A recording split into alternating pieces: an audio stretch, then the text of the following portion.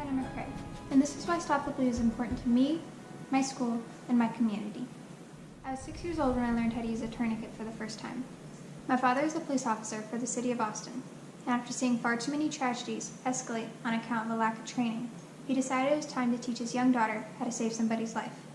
I didn't understand the severity of the lesson at the time, but I was always grateful for the knowledge that he gave me, knowing that one day I could save somebody's life.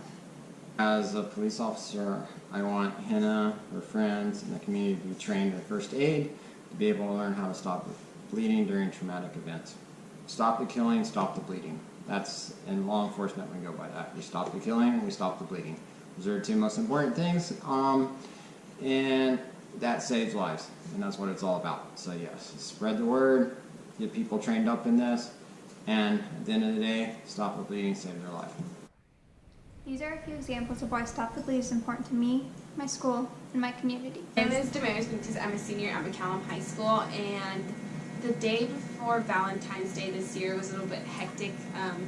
It kind of blew up with the idea of there possibly being a school shooting the next day. That morning, my mom really did beg that I didn't go to school just because she was freaked out and I was freaked out. And whenever you see your entire social media platform blow up with this potential risk of your life, it definitely did impact us, and definitely would have been a lot nicer to have something that reassured me or some sort of training beforehand that it was kind of like, hey, if this does happen, this is what you do. But because I felt so unprepared and so scared, I didn't come to school that day.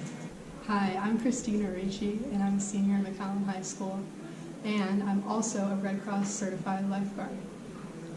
I feel that my training as a lifeguard has been inadequate when it comes to first aid, specifically dealing with severe bleeding. We never learn how to apply tourniquets or anything, only sterile gauze and bandages. And I feel that for the safety of my community, it's really important that we do something to change that. Hi, I'm Ellie Blankenship. I'm a senior at McCallum High School, and I'm also a certified Red Cross lifeguard. We don't practice first aid very much when we do our trainings, and we spend like an hour on it as opposed to all our other skills we spend days on, so it's very not valued. If more students were informed and properly trained when it came to stopping traumatic bleeding, they would be more confident when it came to facing the dangers of our society today. I want to bring Stop the Bleed to my high school in Austin, Texas, and provide the equipment and training necessary to save somebody's life.